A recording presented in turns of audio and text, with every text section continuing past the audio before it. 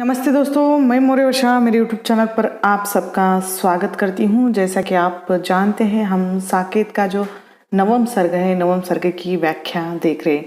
ठीक है, तो चलिए अगली व्याख्या शुरू करते हैं।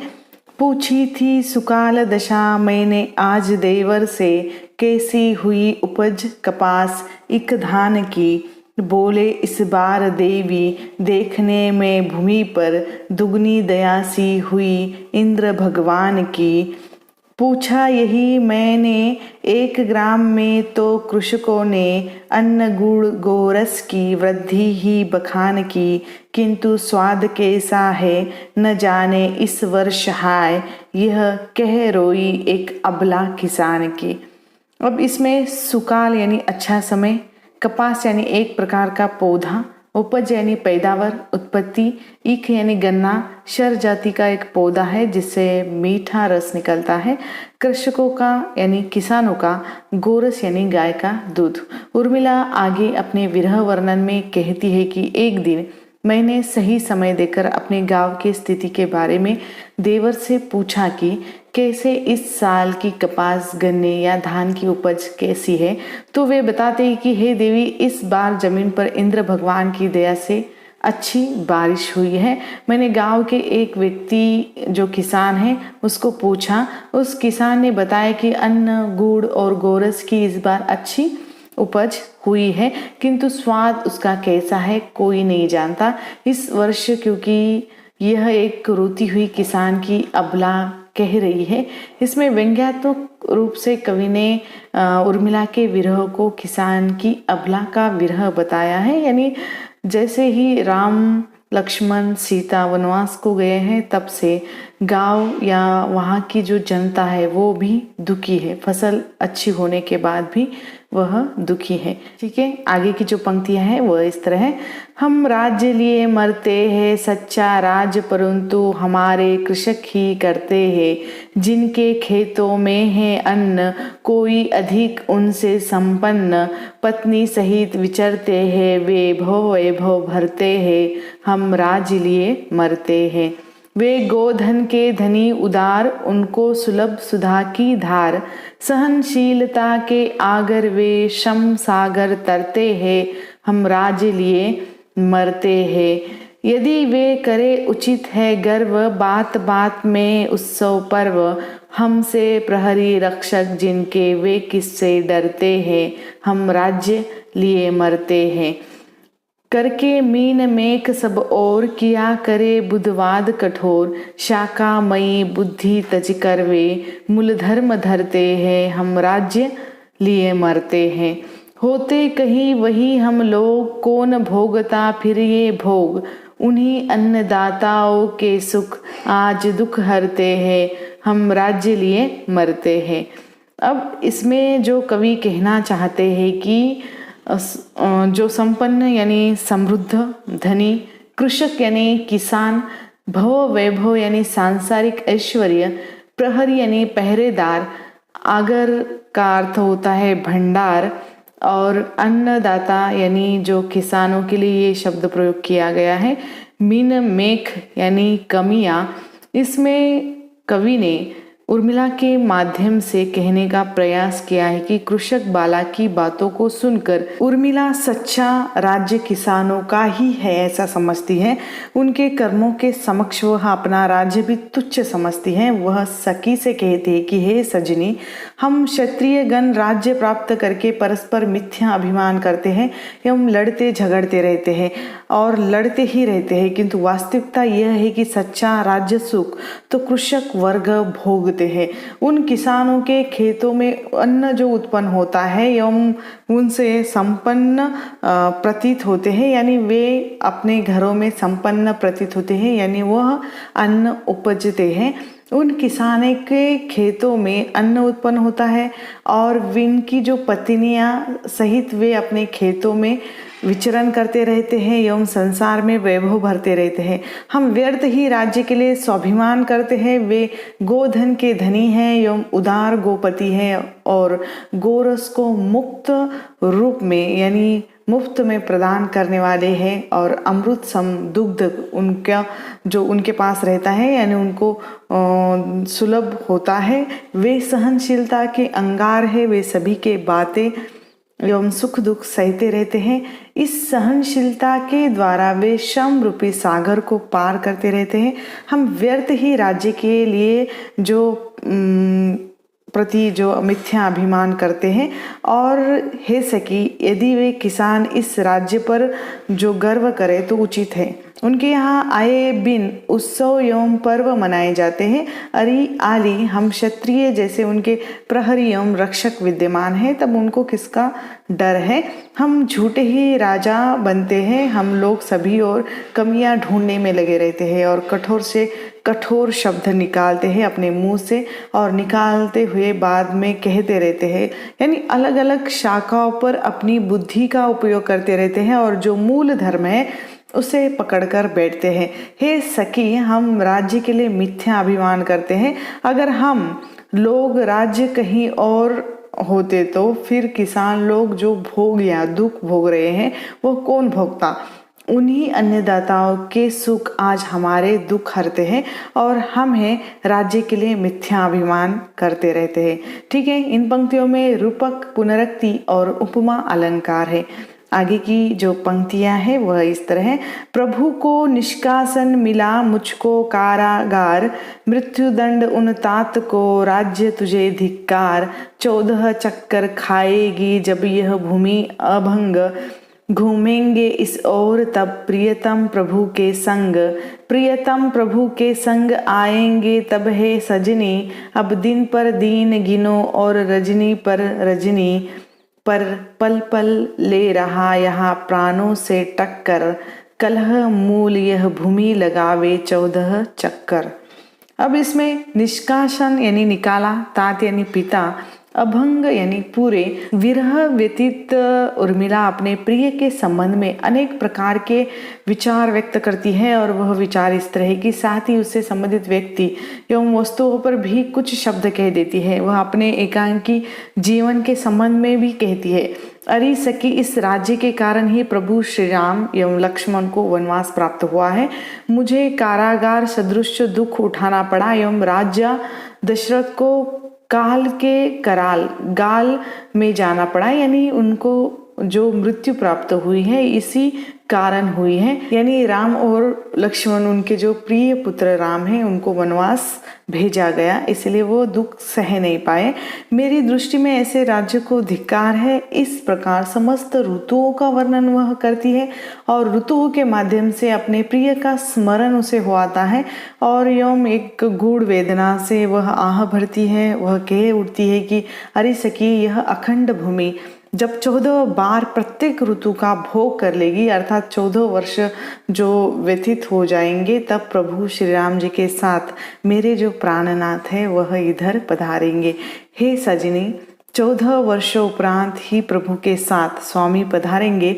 तब तक मुझे रात एक एक गिन कर काटनी पड़ेगी।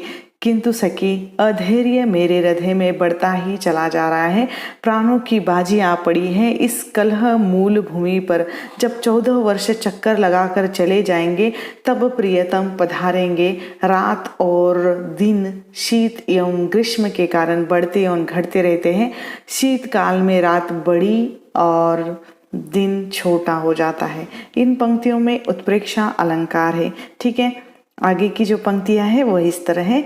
सिकुड़ा सिकुड़ा दिन था, सभित सा शीत के कसाले से, सजनी यह रजनी तो जम बैठी विषम पाले से।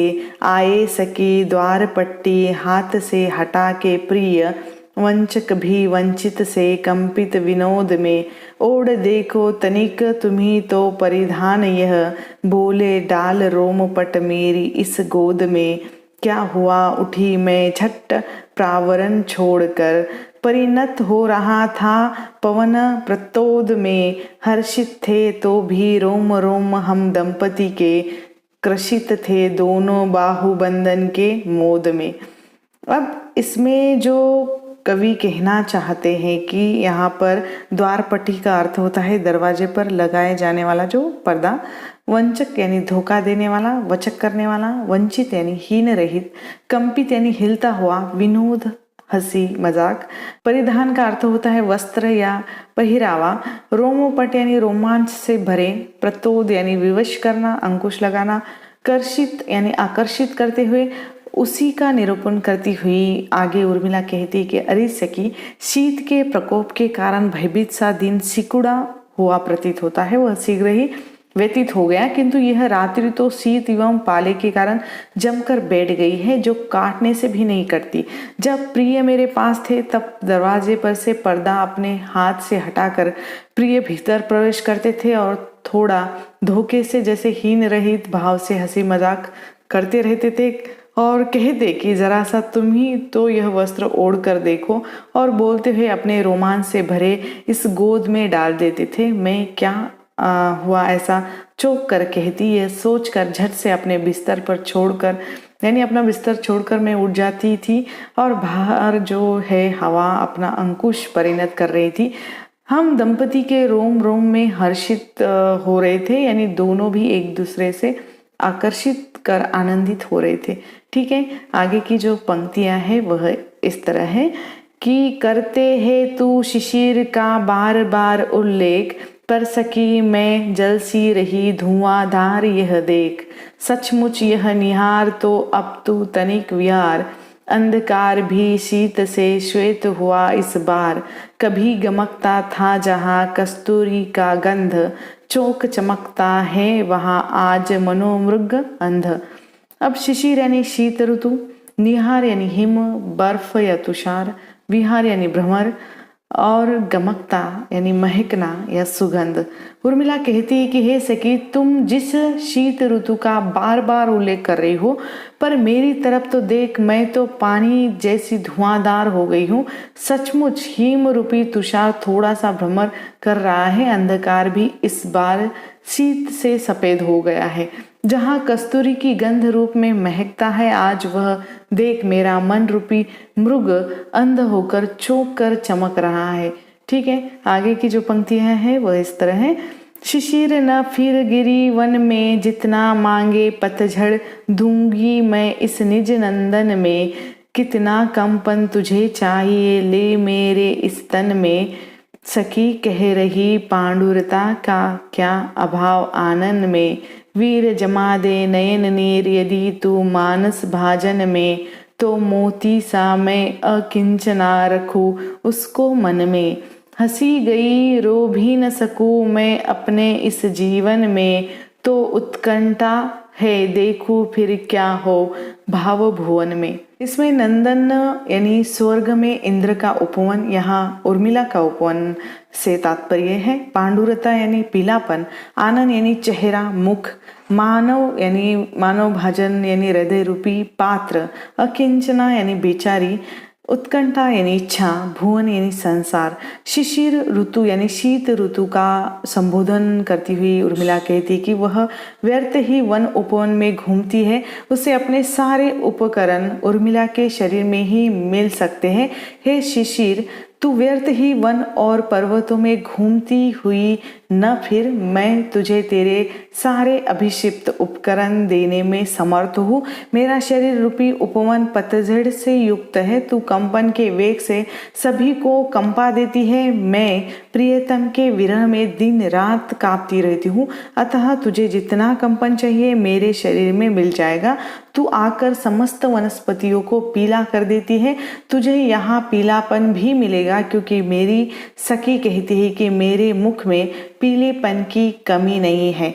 हे शिशिर, तुझे अपने सखी मैं कहती हूँ, यानी तुझे मैं अपनी सखी कह रही हूँ। जल को जमा देने की तेरे में प्रवृत्ति है, तू यदि मेरे हृदय रूपी परिवर्तन में या मेरे हृदय रूपी बर्तन में मेरे अश्रुओं को जमा दे तो मैं अकिंचन उस मोती के समान ही अपने मन में सहेज कर रख सकूं, अर्थात उसे मैं अपने जीवन का सर्वस्व बना लूं।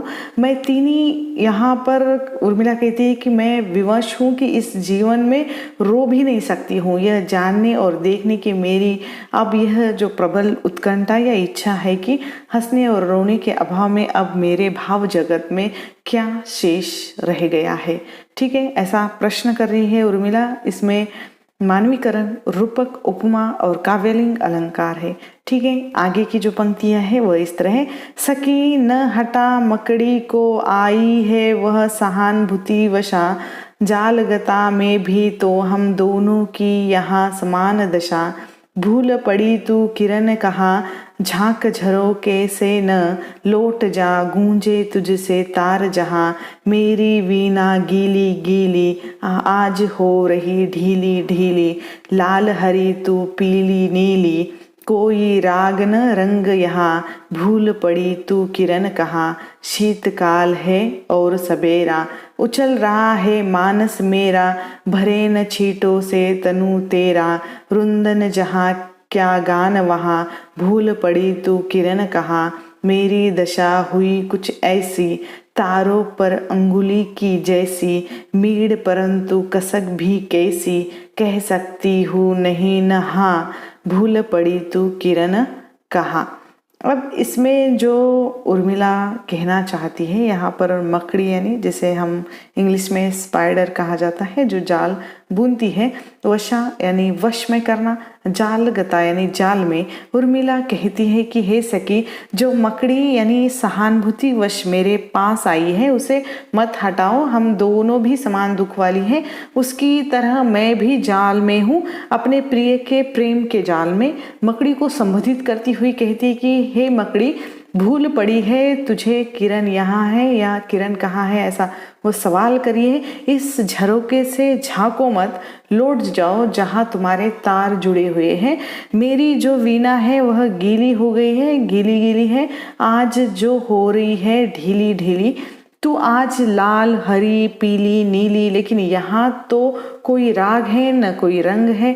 तुझे पड़ी है कि किरण यहाँ पर है, देख किरण कहाँ है। यहाँ तो सिर्फ शीतकाल है और सवेरा है, और इस शीतकाल में मेरा हृदय उछल रहा है तुम्हारे शरीर पर। ये जो छोटे चितड़े हैं या छींटे उड़कर भर न जाए, इसीलिए तुम लौट जाओ। जहाँ रुंदन होता है वहाँ गान नहीं होता है, यानी गान होता है क्या, ऐसा सवाल कर रही है। तुम्हें भूल पड़ी है मेरी दशा कुछ इस तरह हुई है कि तारों पर अंगुली की जैसी, मसलन परंतु कसक भी यह कैसी है। अब यह कह नहीं सकती कि तुम्हें हाँ भी नहीं कह सकती। तुम्हें भूल पड़ी है कि किरण यहाँ पर है, कि देख किरण कहाँ है। ठीक है, आगे की जो पंक्तियां हैं वह इस तरह है। न तो अगति ही है न गति आज किसी भी और, इस जीवन के झाड़ में रही एक झकझोर।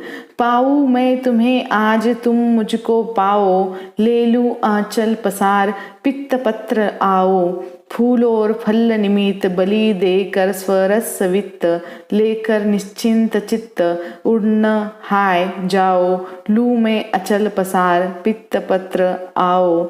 तुम हो नीरस शरीर मुझ में है नयन नीर, उसका उपयोग वीर मुझको बतलाओ। लूँ मैं अचल पसार पित्त पत्र आओ।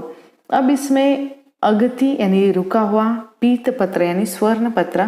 उर्मिला कहती है कि आज किसी भी और न चाल है न ये पूरी तरह रुका हुआ है, यानी इस जीवन के झाड़ में सिर्फ एक झकझोर सी आई है, और वह झकझोर है ही आज मैं तुम्हें पाऊँ और तुम मुझे पाओ। आओ मैं अपना आंचल पसार कर स्वर्ण पत्र ले लूँ। फल और फूल निमित्त मात्र है, उन्हें बलि देकर उनका स्वरस रूपी धन लेकर अपना चित्त शांत कर लूँ। हे स्वर्ण पत्र आओ, उड़ कर मत जाओ, अपना आंचल पसार कर मैं तुम्हें ले लूँ। तुम बेजान शरीर के हो, मुझ में आंखें भी पानी भी है, यानी आंखों में भी अब पानी है, उसका उपयोग कर लो। हे वीर मुझको यानी बतलाओ कि मैं अपने आंचल को पसार कर तुम्हें कैसे ले सकती हूँ। ठीक है, आगे की जो पंक्तियां हैं वह इस तरह है। ठीक है। जो आगे की पंक्तियां है वो इस तरह है, जो प्राप्ति हो फूल तथा फलों की, मधुक चिंता न करो दलों की, हो लाभ पूरा पर हानि थोड़ी, हुआ करे तो वह भी निगोड़ी, शागनीय है एक से दोनों ही द्युतिमंत, जो वसंत का आदि है वही शिशिर का अंत। अब इसमें उर्मिला कहना चाहती है कि मधुक यानी भ्रमर, निगोड़ी यानी गाली के रूप में प्रयुक्त हुआ है, शागनीय यानी प्रशंसनीय, द्युतिमंत यानी प्रकाशमान। आगे उर्मिला ये कहती कि भ्रमर को उद्देशित करते हुए कह रही है कि हे भ्रमर, जो फूल और फलों की प्राप्ति हो रही है, जो दलों की चिंता मत करो, लाभ पूरा हो रहा है तो हानि भी थोड़ी सहनी ही पड़ेगी, वह हानि भी थोड़ी निगोड़ी है। प्रशंसनीय बात यह है कि एक से भले दोनों ही क्रांतिमान है, जहाँ वसंत का प्रारंभ है वही शीत ऋतु का अंत है, यानी एक से भले दो। ठीक है। आगे की जो पंक्तियां है वह इस तरह है, ज्वलित जीवन धूम की धूप है, भुवन तो मन के अनुरूप है, हसित कुंद रहे कवि का कहाँ, सखी मुझे वह दांत दिखा रहा, हाय अर्थ की उष्णता देगी किसे न ताप, धनद दिशा में तप उठे आतपपति भी आप, अपना सुमन लता ने निकाल कर रख दिया बिना बोले, आली कहा वनमाली झड़ने के पूर्व झांक ही जोले। अब इसमें कहना चाहती है उर्मिला, ज्वलित का अर्थ होता है जलता हुआ, धूम यानी धुआं, भुवन यानी सृष्टि, कुंद यानी मंद या एक पौधा है, धनद यानी धन देने वाला, आतप यानी आतप का अर्थ होता है उष्णता या ताप। उर्मिला आगे कहती है कि यह जीवन कभी धुआं और कभी धूप के समान है, यह सृष्टि तो मन के अनुरूप है, कवि का कहना कभी मंद हंसा देता है, वह मुझे दांत दिखा रहा है, ऐसा लगता है, हाय धन की उष्णता किसे त्रास नहीं देगी, धन देने वाली दिशा में तपस्या, कठिन परिश्रम, उष्णता रूपी पति भी आप ही है, यानी धन अगर लेना है या देना है तो उसके लिए कठिन परिश्रम तो करने ही पड़ते हैं। लता ने अपना सुमन निकाल कर रख दिया है और बिना बोले आली यानी वनमाली से कहा कि झड़ने से पूर्व अपने भीतर झांक ही तो ले, अर्थात वह क्यों झांक नहीं लेती है, ऐसा उर्मिला यहाँ कह रही है। ठीक है। आगे की जो पंक्तियां है वह इस तरह है, काली काली कोयल बोली होली होली, हंसकर लाल लाल ओठों पर हरियाली हील डोली, फुटा यौवन फाड़ प्रकृति की पीली पीली चोली, होली होली होली, अलस कमलिनी ने कलरव सुन उन्मद अखियां खोली, मल्दी उषा ने अंबर में दिन के मुख पर रोली, होली होली होली, रागी फूलों ने पराग से भर ली अपनी झोली, और ओस ने केसर उनके स्फुट संपुट में घोली, होली होली होली, ऋतु ने रवि शशि के पल्लड़ों पर तुल्य प्रकृति निज तोली, सिहर उठी सहसा क्यों मेरी भुवन भावना भोली, होली होली होली, कुंज उठी खिलती कलियों पर उड़ अलियों की टोली, प्रिय की श्वास सुरभि दक्षिण से आती है अनमोली, होली होली होली। अब इसमें जो कठिन शब्द है वह इस तरह की, अलस्य यानी आलस्य से भरी हुई, कलरव यानी मधुर स्वर, रोली यानी कुमकुम, स्फुट यानी स्फुट संपुट का अर्थ होता है खुली हुई पंखुड़ियां, सिहर उठी यानी उद्दीप्त हो उठी, भुवन भावना यानी लौकिक सुख की जो कामना है, अली यानी भौरा। होली का जो पर्व है यानी होली का पर्व हिंदुओं का एक प्रसिद्ध उत्सव पर्व माना जाता है, उसमें रंग रलिया, नाच गाना एवं सुंदर खान पान की अधिकता रहती है।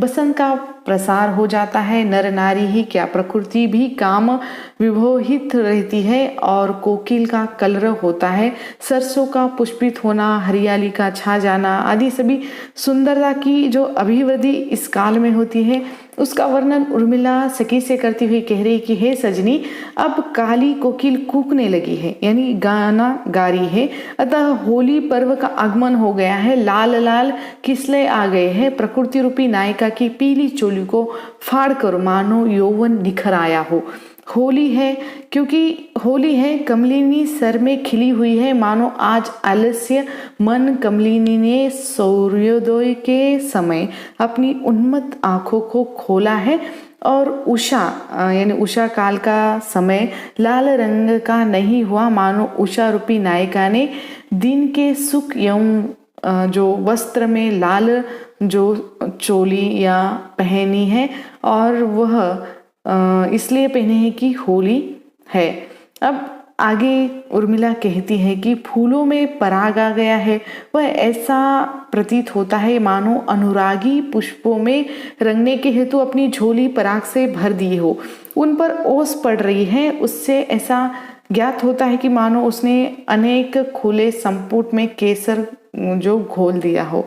आज रात दिन सूर्य चंद्र सभी बराबर है, न गर्मी है न सर्दी है, अतः ऋतु ने आज सूर्य चंद्र रूपी तराहों के जो पलड़ों में अपनी प्रकृति के समान रूप से उसे तोल दिया है। न जाने क्यों मेरी भोली भुवन भावना आज सिहर उठी है, आज सभी में मस्ती छा गई है। देखो नवयौवन संपन्न नायिकाओं पर युवक एवं युवतियों की जो टोली उनके आनंद लेने के लिए वहां पर मंडराने लगी है। इस समय दक्षिण दिशा में मेरे स्वामी प्रियतम की अमूल्य श्वास वायु चली जा रही है, ऐसा आभास यहाँ उर्मिला को हो रहा है। इन पंक्तियों में उत्प्रेक्षा, रूपक, श्लेष, अनुप्रास एवं उपमा अलंकार है। ठीक है, आगे की जो पंक्तियां हैं वह इस तरह है। जा मलिया नील लोट जा, यहाँ अवधि का शाप, लगे न लू होकर कहीं तू अपने को आप, भ्रमर इधर मत भटकना, ये खट्टे अंगूर लेना चंपक गंध तुम, किंतु दूर ही दूर, सहज मातृगुण गंध था कर्णिकार का भाग, विगुण रूप दृष्टांत के अर्थ न हो यह त्याग। अब मलिया नील यानी मलय पर्वत से आने वाली वायु जो शीतल होती है, चंपक गंध यानी चंपा के फूल की जो सुगंध, कर्णिकार यानी कनेर का पुष्प। उर्मिला अपने प्रिय विरह से जो विदग्ध हुई वसंत के उपकरणों को नहीं चाहती है, वह उनमें कोई दोष न लगाकर स्वयं को दोषपूर्ण बताकर उन्हें अपने पास से वापस भेजना चाहती है। प्रथम वह मलियानील को संबोधित करती हुई कहती है कि अरे मलियानील यानी पवन लौट जा, मैं विरहानल के कारण संतप्त हूँ, यह अनल प्रिय आगमन अवधि पर्यंत रहेगा, यानी ये निरंतर मेरे प्रिय जब तक लौट कर नहीं आते तब तक ये रहने वाला है, तभी तक मैं गर्म रहूंगी, क्योंकि मुझे अवधि का शाप है। इस कारण मुझे आशंका है कि कहीं ऐसा न हो कि मेरा तन यानी मेरा शरीर स्पर्श करके तू गर्म हो जाएगा एवं लू बनकर स्वयं को लगने लगेगा। यानी मेरी अंदर विरह की आग इतनी भयंकर है, इस ताप से तू वहां पर गर्म होकर भाप बनकर उड़ जाएगा। उर्मिला विरह के कारण पीली पड़ गई है, उसमें न गंध है और न सुंदरता है। वह अपने आप को चंपक सदृश बतलाती हुई भ्रमर से कहती है कि हे भ्रमर, तू इधर मेरी ओर भूलकर भी मत आना, नहीं तो खट्टे अंगूर की भांति तुझे पछताना पड़ेगा। अरे तू दूर ही से मुझ रूपी इस चंपक पुष्प की गंध ग्रहण करना। कर्णिकार जिसे कनेर का पुष्प कहा जाता है, में गंध या गुण नहीं होता, केवल वह दर्शनीय होता है। उसी का वर्णन करते हुए यहाँ पर कवि कहना चाहते हैं कि कर्णिकार भाव मात्र के अनुसार ही गंध गुण से समन्वित होता है, किंतु उसमें यह विशेषता है कि गुणहीन होता हुआ रूप सौंदर्य उपस्थित करने के हेतु इसने इस गुण का भी त्याग कर दिया है। ठीक है, इन पंक्तियों में अतिशयोक्ति अलंकार है। तो यहाँ पर हम रुकते हैं, आगे की पंक्तियों की व्याख्या हम अगले वीडियो में देखेंगे। तब तक के लिए धन्यवाद।